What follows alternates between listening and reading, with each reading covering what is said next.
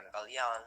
Tapi kalau kalian asal entry, broker seneng ya, karena kalau broker bandar dengan open the counter berbeda jauh. Contoh kayak Pak Gema, beliau hanya menggunakan OTC ya, jadi si Pak Gema ini tidak menggunakan broker market ya, jadi bahasa kasarnya ini langsung NDD-nya lah gitu.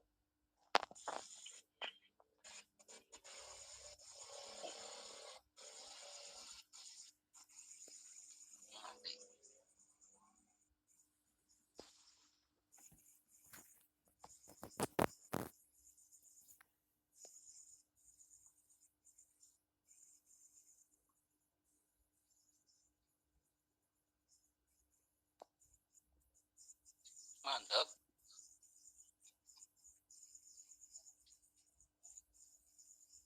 Bisa Pak? Ayo. Conjang disit Om. Melengkeng neng. Aneng suaranya ora. Laka. Nah, kita enak. Mau ranana Pak. Oh iya. Iya sih wis. Lanjut. Ini aku pamit di sini ya. Orang kita mau sih pamit sih.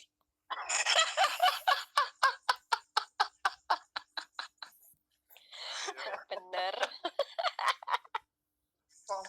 Assalamualaikum. Waalaikumsalam warahmatullahi wabarakatuh. Nah, Ardi, Mas masih Om, tapi udah tinggal 5 watt. Cuman saran toh, bayimu di hold, bener-bener di hold ya, jangan di take profit dulu. Yap. Latih psikologismu. Kamu kan udah entry di sini, ini udah dapat beberapa ratus pip. Pokoknya latih kontrol emosimu, jangan bentar-bentar pengen di take profit. Jangan kayak masih naik Pak. Dalam? Masih munggah nih Niko. Oke. Aku ngesel nih kisah. DP 1900 katanya. Hah? Itu 9? Mantap. Arti gendeng. Nah, kalau nggak kena stop loss plus. Iya. Jadi market kalau pakai Fibonacci belum saatnya turunnya mungkin Senin atau Selasa, tapi kita nggak bisa asumsi sih. Nah, ini harusnya nanti dia turun di sini kalau pakai Fibo standar, tapi kalau pakai custom dia turunnya di tadi teman-teman udah di nanti atau screenshotnya kirim ke grup buat teman-teman yang lain yang belum tahu deh. Apa Om? Setting Fibo? Iya, yang Fibo yang baru tadi, yang untuk mengukur ketinggian, kerendahan, itu kirim di grup. Itu ya. Yang titik reversalnya enggak ada saya Om. Yang 4,5. 4,5? Iya, enggak ada.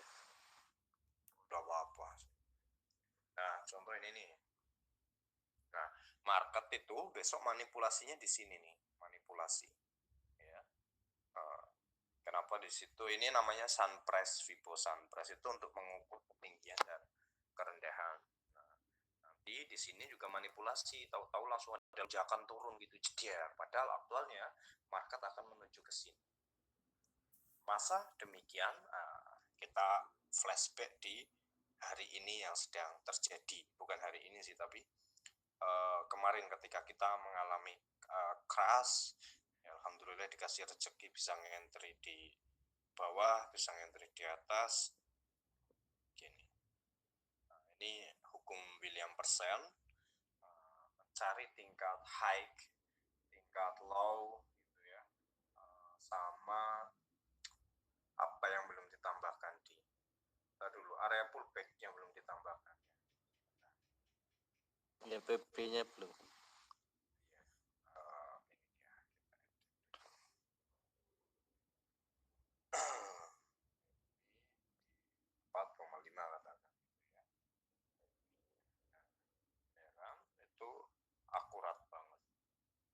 meleset sejengkal. Ya meleset sejengkal. Kalau kita ke one horse juga ya buat area saya ngebom, karena saya kalau ngentri kan bom-boman kan. Jadi Bom niku napa to, Pak? jadi ngentrine kathah Bu, layar ngono, tapi wis sesuai money management ya. Jadi Full bombardir margin ta. J full margin, tapi wis diperhitungkan dengan matang. Yang penting ojo meleset. Nek meleset ya margin M Santo full margin nggak terhitung. Iya masih mumet. Full margin ku 0,01. aku Full wae margin. aku full marginnya 0,01, cuman contoh aku pingin transaksi 0,50 Ping lot 100 nggih. nggih ngono dipecah. Nah iki akeh sing bae nang kene ndek wingi ya, termasuk aku juga menyarankan baik di 1760 1761, tapi ingat ya, kalau area break itu hanya area untuk open dan close market. Perhatikan open dan close market, tapi ingat itu hanya manipulation. Market selalu membuat shadow atau ekornya di mana, ini dia bam, sama nanti di atas juga kayak gitu, akan mengalami hal serupa ya. Jadi cara entry high and low gimana supaya terhindar dari floating minus yang berkepanjangan, yang notabene apa ya, makan margin kita lah. Kalau di high and low kan nggak makan margin kita. Jadi harus pakai, kalau saya pribadi pakai 3 Fibonacci sebelum melakukan transaksi ya. Ada impuls, Fibonacci impuls, Fibonacci sun price yang ini, terus ada parameter apa namanya time travel yang saya kembangkan dengan teman-teman Illuminati. Jadi bagaimana waktu bisa berputar, itu kita kembangkan pakai ilmu geologi. Kalau Pak Gema kan pakai ilmu apa ya beliau ya, dia bukan geologi, astronomi Om. Iya, astronaci kan C-nya Fibonacci, astronya astronomi atau astrologi gitu. Astrologi. Kalau saya sama teman-teman Sunpress itu pakainya ilmu geologi, mengukur tingkat tekanan, impulsnya gitu, menemukan pola-pola Geografi, Om. dalam. Tak pikir geografi. Cilikane berandalan arti berandalan apa garangan tobat ya. Jadi nek apa jenengane Senenyong. si Vibo iki nggo scalpingan juga iso, cuman kan settingannya sing beda-beda. Tapi nek impuls ya wis kaya wingi ae sing padha melu entry kan panen iki nang kene. Pas nang impuls kan aku ngentry full margin iki nang kene. Tak entry kabeh leverage 1/3000 ya. Alhamdulillah take profit semua di 1755. Mana 1755? Nah, dikit. Nah, itu di 1755. Baru entry lagi di 1753. Masih saya hold. Sekarang di beberapa akun, cuman ada beberapa akun yang tidak diambil ya. Tapi saya juga ngentry di sini juga. Ada di broker nakal saya ngentrinya di sini karena ternyata marketnya nggak sampai 1755 aja nggak nyampe ya. Ada beberapa broker yang notabene memang nakal ya, itu memainkan shadow-nya, memainkan ekornya gitu. Nah, cara kita mengidentifikasi bahwa market akan parkir di impuls gimana? Nah, simple, gampang banget ini dia. Jadi kita harus tahu ada area sideway ya. Mana sideway-nya? Ini dia. Ini kan sideway ya. Bagi saya ini sideway. Mungkin buat anak-anak scalper, anak-anak intraday, day trading itu bukan sideway. Tapi buat anak swing seperti saya itu sideway. Setelah mengalami sideway harus ada breakout. Pas breakout nang kene wingi aku buy nang kene terus kena stop loss pas sell ya. Nah, ini kan breakout ya. Breakoutnya iki terus apik kaya ngene, bisa identifikasi maning piye. Nah, tarik Fibo.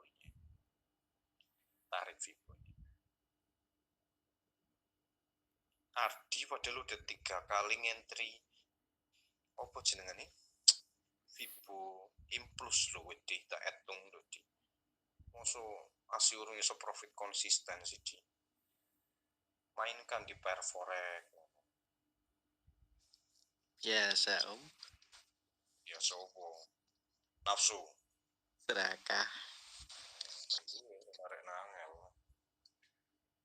nah iki dulu nanti Implus sing Implus sing red iki ya tulisan red tes siji itu sangat siji setiap broker beda-beda ono sing siji itu 90 ono sing piro ya tergantung broker yang kita gunakan karena kan bukunya memang dari teori saya itu impuls luar itu ke impuls dalam ya mana impuls dalamnya di sini lah ya impuls dalamnya kenapa ketika hari Kamis hari Rabu saya bilang hapus delete pending order buy dan buat land di 1770 gitu ya karena udah janggalnya kenapa loh kok retesnya ditembus gitu retesnya ditembus di mana saya tahu retes ditembus ya yang bukan retes impulsnya ditembus gitu ya karena hukumnya nggak boleh impulsnya ditembus ya hukumnya nggak boleh impulsnya ditembus nih kayak gini nggak boleh kalau marketnya masih mau naik makanya saya bilang buat land di 1770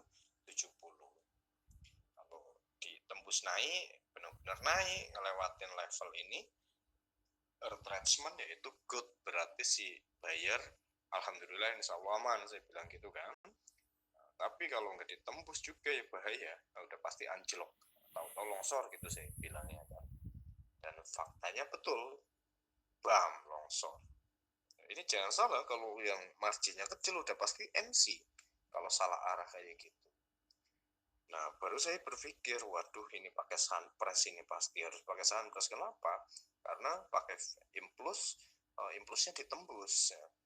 Makanya saya tarik dari ketinggian di mana ini tertinggi di mana gunungnya kalau kita mendaki gunung gitu kan kalau pas mau turun kan ada pos-posnya pasti kan ya nah, sama dengan market dia memiliki pos-posnya apa yaitu area-area land di 2,618 1,618 dan seterusnya nah ketika impuls ditembus pada teori saya itu artinya belum ada belum ada lanjutan tren tapi dia masih akan melanjutkan konsolidasi downtrendnya kalau lagi uptrend gitu ya dia marketnya harus turun lagi ya kalau impulsnya ditembus contoh yang nggak ditembus mana ada di karangan tobat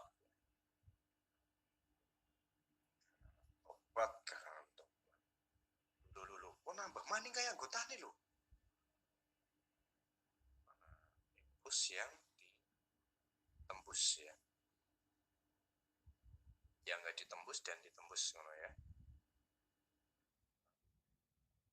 ini dia teman-teman ini saya sama Mas Ardi MC ya Mas Ardi inget ya saya MC sama Mas Ardi gara-gara level Saiton itu 0,5 saya sama Mas Ardi buy Iya 1795 1795 kita buy ataunya balik harganya saya lupa narik Vibo hari Seninnya dan biar langsung lupa narik Vibo saking sombongnya percaya diri bahwa market akan berbalik lagi MC $25 tapi nyeseknya itu kurang ajarnya itu apa ya yang bikin saya jengkel itu kok bodoh banget saya terlalu percaya diri gitu punya tools punya strategi kenapa nggak dijalankan sesuai rule gitu tapi alhamdulillah di hari Kamis dan jam sampai Jumat langsung terrecovery 800 USD ya dia ya, loss $25 ini nyeseknya itu karena merasa bodoh banget ya kenapa nggak narik Vibo gitu yang di otak saya itu bodoh pas banget, diikuti kan? juga ya om Pasti banyak yang ngikutin lagi itu aku sampai edan pas hari Jumat malah berkah ini market yang real diganti berlipat-lipat Pak jadi si impuls luar dia harus ke impuls dalam. Sebelum ke impuls dalam, manipulasinya di retracement 236 ya. Dari 236 naik dikit dia ya, rebound ya, berbeda ya. Retest, retracement, reversal, rebound berbeda. Nah, rebound kayak gini nih. Tuh lihat. Tidak menyentuh line manapun. Jadi ngelewatin line lain, turun naik gitu ya. Nah, rebound dikit langsung turun baru ke impuls dalam. Ya. Di Sanfatero itu kan impuls dalam baru terbang diar sampai bulan akhir September. Ya, akhir Agustus ya. Akhir Agustus ini namanya ya, harusnya saya bayar pakai voice note ya, ini hutang saya ya.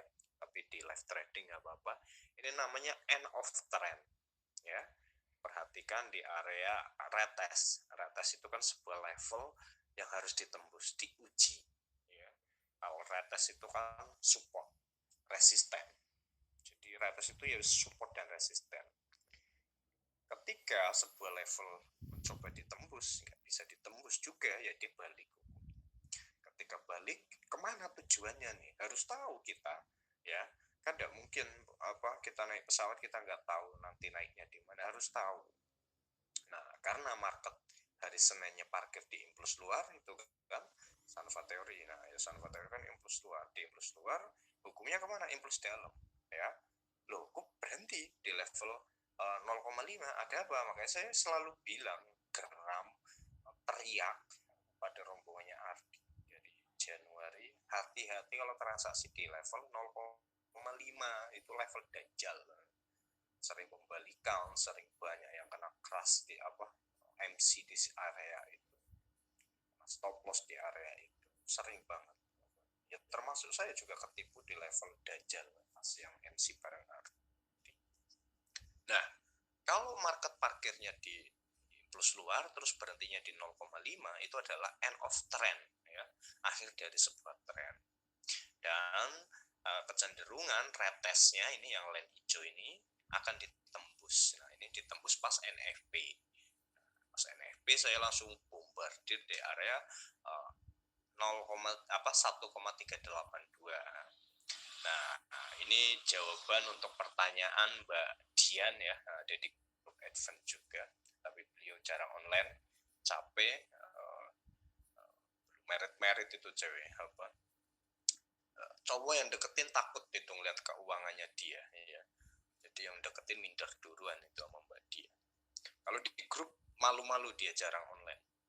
Nah, entry di sini bareng Mbak Dian, bareng konsumennya Mbak Dian di broker lokal. Take profit di akhir September. Di akhir September baru entry bareng Ardi ya, yang take profit harusnya belum di take profit sama Ardi, di take profit lah intinya, saya ingat.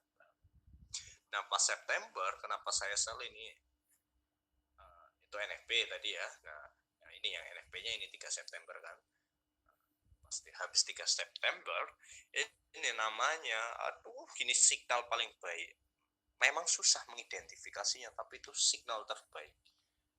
Hukumnya apa tadi di pas live streaming, parkir di impuls dalam, hukumnya delosor sekalian, naik sekalian. Nah, ini pas hari Senin parkir di impuls dalam, dan perhatikan line hijau itu apa, jam 19 MT4. Ketika market merubah dirinya, merubah waktu kerjanya, itu ada sesuatu. Contoh, kita bekerja harusnya pulang jam 4, tahu-tahu jam 2 udah pulang, kan pasti ada sesuatu. Kalau nggak keluarga di rumah amit-amit, ada yang almarhum, atau ada yang sakit, atau memang ada bencana alam hingga akhirnya kita harus pulang duluan. Logis, sangat logis, harus ada logika. Jadi aplikasikan kehidupan yang real ke dalam market, itu nikmat banget. Bahasa kasarnya santai banget trading. Kan dari kalian banyak yang bertanya, kalau lagi live streaming, live trading di rumah rame, anaknya nangis, ini itu kok bisa fokus? Ya karena tadi pengendalian diri, psikologis kita, yang pasti kita harus paham strategi kita. Nah, kembali ke pekerjaan tadi, ketika kita pulang lebih awal berarti ada sesuatu. Sama dengan market. Loh, tutupnya jam 23, kok ini jam 19 MT4 udah tutup, ada apa, kenapa, mengapa ya. Udah saya lembur itu, saya kalau market open tutup nggak di jam itu saya lembur, nggak di waktunya dia tutup, kok tutup, ada apa, udah saya lembur deh gitu. Takutnya nanti ada yang lebih membutuhkan gitu, temannya udah pulang duluan sih, ya saya lembur aja. Mungkin nanti ada sesuatu nih, orang ini pekerjaannya teman kok, teman pulang karena kena musibah gitu bahasa kasarnya. Sama dengan market. Dan hari Seninnya market parkir di impuls luar. Dan silakan dicek September kayak apa turunnya. Nyenengin. Entry di pucuk, profitnya di dasar samudra itu. Mana dasar samudranya? Dasar samudranya ya akhir September pas entry bareng Ardi dan kawan-kawan, rombongannya Klik kalau nggak salah. Nah, terus apa namanya, impuls-impuls lain ada nggak, parameter atau pola-pola khusus yang lain gitu ya? Ada. Dan itu kan market tidak selalu di impuls ya. Contoh ini kan ada breakout kayak gini kan harusnya di impuls juga sana ya, tidak selalu ya. Kemarin saya juga entry di sini scalping tuh 2 jam. Jadi sebenarnya terlalu beresiko scalping itu, makanya saya memilih swing gitu. Nah, intinya dalam 1 bulan ya, impuls luar impuls dalam, karena memang settingannya saya mencari bagaimana saya kerja bisa 24 jam sama keluarga gitu. Settingannya itu berarti trading gimana caranya profit konsisten tapi juga tidak boleh setiap hari transaksi. Nah, saya membangun sistem Fibonacci tadi, banyak Fibonacci yang saya kembangkan, salah satunya yang plus itu untuk swing sebenarnya. Jadi trading itu 2 minggu sekali, seminggu sekali, ataupun sebulan sekali. Contoh kayak yang Bitcoin itu kan saya ngentri cuma sekali toh. Yang Bitcoin. Ini kayak siapa namanya, gold ya, pas crash di Agustus itu juga ngentri sekali toh. Nah, kalau yang ini sempat berkali-kali ini yang bareng Ardi. Yang ada yang temennya Vivi keluar dari grup Fibonacci Secret ya dia, gara-gara saya bilang take profitnya kapan on, bulan depan gitu kan, tak jawabnya di ya kan aktualnya bulan depan nih, di bulan November kan. Ya. Dia jengkel kan, suruh Ya, take profit profit ya kan, suruh take profit di sini, malah jengkel keluar dari grup. Temennya siapa lah, temennya Candu apa temennya Vivi lah, lupa. Nah, bagaimana tahu market akan take profit di sana? Pertanyaannya cerdas sekali, cerdas ini dia. Cara narik Fibo ya tergantung. Kalau teman-teman mau pakai swing kayak saya long bulanan, ya nariknya ya yang bulanan, ya nah, terus kita cari areanya. Maaf. Nah, kita mau apa namanya sih, entry di sini gitu kan ya. 0,236-nya kita buat land, buat alert ketika udah mendekati area itu, kita pasang indikator osilator gitu kan, itu buy apa sell sih di area itu gitu kan. Nah, kecenderungan ketika market akan menyentuh area-area bagus itu apa, indikator porak-poranda ya. Indikator porak-poranda jarang sekali indikator menunjukkan overbought yang bagus, oversold yang bagus, tidak, dia porak-poranda terkadang, kamuflase. Nah, ketika entry di sini kenapa saya bilang take profit bulan depannya gitu ya, ada alasan logis kenapa saya bilang take profitnya di sini ya, di bulan November. Ada alasan logis karena saya menganut hukum time travel. Kalau bahas time travel pakai HP yang bakal kelar. Time travel itu sebuah ilmu yang geologi, intinya geologi ya, tapi itu lebih cenderung ke tekanan, tapi juga beracuan dengan waktu pokoknya wis jelimet angel lah wis ngono lah. Nah, dari situ kita bisa mengidentifikasi kapan ya market nanti akan turun, nanti akan naik gitu. Ada hukumnya dirubah ke daily. Nah, di daily seperti ini. Ketika kita melihat di daily banyaklah market sideways setelah retracement ya. Setelah retracement, sebelum retracement perhatikan ada berapa ekor yang mencoba mereject. Satu, habis ada breakout dulu ya, ada breakout naik terus 1, 2, beberapa ekor reject dan baru dia. Nah, di sini nih impuls. Saya hafal, kalau pola-pola impuls saya hafal banget di mana saya ini, karena kan saya transaksi terus kalau di impuls. Nah, pertanyaannya, kenapa minggu kemarin saya nggak transaksi? Cerdas loh. Cerdas lah, ngapain saya transaksi? Coba ngapain saya transaksi? Kualitasnya nggak ada 1 jam dari transaksi saya kok bahasa kasar. Transaksi 1 hari bisa 3 kali lipatnya dari transaksi berapa hari? Setengah bulan. Logisnya seperti itu, logisnya malah belum bisa ngalahin area sideways-nya. Kenapa saya baru transaksi di sini? Coba nah, ini dalam 1 hari aja kita tarik mungkin seperti ini, bam gitu, itu ngalahin transaksinya ini ya. Kalau berapa saya cukup transaksi 1 hari, teman-teman yang lain butuh transaksi sampai setengah bulan. Kerja rudit, pikir-pikir, atine ora tenang, floating minus, dedela entry, gemeter, keringat dingin, makan nasi jadi pasir, pokoknya komplit campur aduk itu. Cerdas ya Om, cerdas banget kok. Jadi ya harus cari market-market yang bagus. Market bagusnya itu di mana? Ketika market setelah mengalami sideways kayak gini, otomatis dia akan bias atau bias ke bawah. Jadi harus ada tekanan. Tekanan itu impuls. Nih kan sideways, sideways langsung biar. Ini sideways sejenak, ya kan? Pas di ini. Ini kalau teman-teman tahu-tahu, ini kok naik turunnya kok di range support dan resisten terus nih di harian, udah hati-hati 5-7 hari ke depannya. Nah, ini langsung biar. Jadi kita harus transaksi di marketnya langsung. Percaya nggak? Area sideways itu bukan area real market, bukan.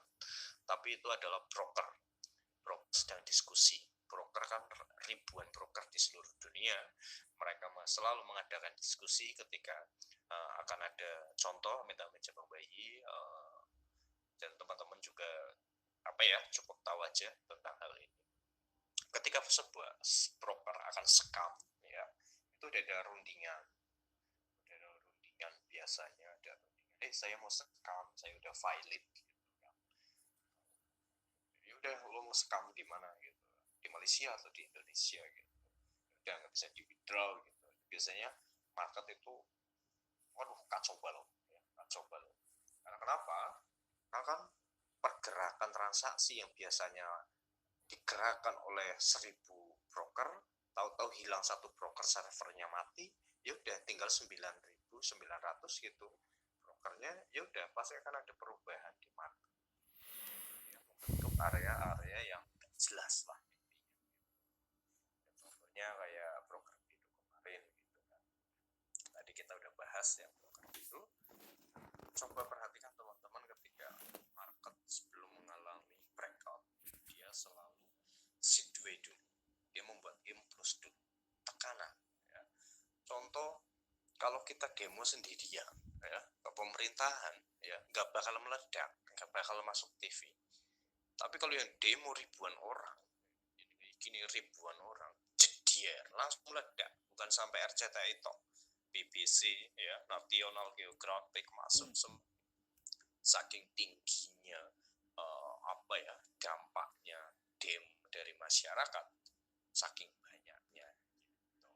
Itu logika breakout. Jadi kalau teman-teman ingin melatih logis, paling gampang, cukup transaksi di market breakout, jangan transaksi di market sideway. Market sideway ini buat anak-anak scalping, kan sono jatah masing-masing. Scalping hukumnya support dan resisten. Ya, transaksi di market sideway. Kalau di market breakout mau pakai hukum support dan resisten, ya mau dia berpikirnya di bonds padahal market lagi keras-kerasan breakout, kita entry pembalikan padahal ditebus. Modiar. Pokoknya kalau area-area breakout hindari support dan resisten. Support dan resisten hanya jadikan area take profit, ya. Nah, kalau ada market akan breakout, kita udah tahu dari mana, yaitu dari area sideway. Ini sideway paling bagus adalah di Agustus dan Bitcoin kemarin yang saya share. Kemarin sebenarnya itu kepencet sebenarnya mau mencetnya itu 0,10 gitu, cuman kepencet satu lot. Aku juga sama istri domelin itu, untung bener kan analisanya, padahal mencetnya mau 0,10. Astagfirullahaladzim, persen lot dan gimana wis transaksi, terus 0,50 jadinya overload. Tapi kalau habis sideway kayak gini, market habis sideway kayak gini, edan. Coba perhatikan, market membentuk shadow ekor itu di bawahnya tuh sebelum terjadi crash, di atasnya seolah dia break, ya. Itu namanya taring babi. Ada penjelasan khusus mengenai taring babi, itu jerimak banget. Dan ini kalau teman-teman pakai support dan resisten, harus MC-nya sembuh orang ketulung. Untung Om Nur udah tidur, itu udah pamit duluan. Kalau enggak habis ini ceramah yang di sini, MC gede-gedean itu orang di sini, karena live trading bareng Pak Gema Guyardi ya. Pak Gema kala itu juga bukan MC tapi cut loss. Ini kan pas NFP ini. Pak Gema cut loss berapa? Tapi alhamdulillah saya di sini dapat rezeki. Cuman saya take profitnya nggak di sini. Profitnya di sini. Dan tahu-tahu hari Senin jam 1 biar sampai sini kan. Dan saya tidak tahu kalau market akan sedrastis itu sampai level 1.600. Untungnya saya nggak pending order buy. Untungnya. Nah, pas diidentifikasi pakai support dan resisten, support terendah itu di sini. Ditembus oleh siapa namanya, candle NFP. Terus ada support lagi di sini. Udah mentok di sini top. Kalau kita pakai pivot Kamarilla atau pivot Fibonacci. Ini gimana caranya? Hanya pakai Fibonacci. Kalau nggak pakai Fibonacci, wangel, nggak bakal ketemu itu di area berapa. Contohnya seperti ini. Kita pakai sunrise yang tentang high and low. Bang, pakai Fibonacci aja, levelnya itu belum ketahuan, ya. Levelnya belum ketahuan di level berapa. Kalau tidak salah itu crashnya sampai level 10. Karena kalau itu ini gold yang pas crashnya ini ya, sampai masuk berita dahsyat kok. Siapa itu? 6,5 kalau nggak salah. Oh, salah. 10 lebih ya.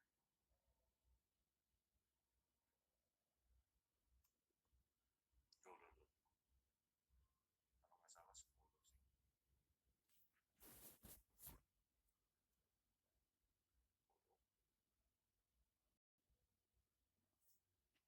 Kan kerasnya itu sampai support 10 ya. Support 10 itu udah paling fatal dalam dunia keuangan. Melebihi 4 itu udah fatal ya, apalagi ini sampai 10. Kan dalam bilangan Fibonacci aja hanya sampai 4,236, karena kan di dunia keuangan memang support terendah adalah 4 ya. Makanya hukum pivot kadang cuma sampai support resistennya hanya ada 4 tahap 1, support 2, support 3, support 4, resisten 1, resisten 2, resisten 4. Nah ini pas Agustus ini ya, kelewat batas ya, karena sampai level 10. Artinya dampak NFP-nya besar banget. Sebenarnya pas NFP udah benar ya, udah benar Yasina hanya sampai support terakhirnya itu 4 yang benar. Ternyata masih ada penurunan, oleh Bank Dunia pun masih dianggap wajar. Tapi kan ternyata di hari Seninnya jediet cukup 1 jam, gila itu. Gitu teman-teman. Sunrise ini pakai di high and low, wis mulai terus di paginya swing aja. Any question?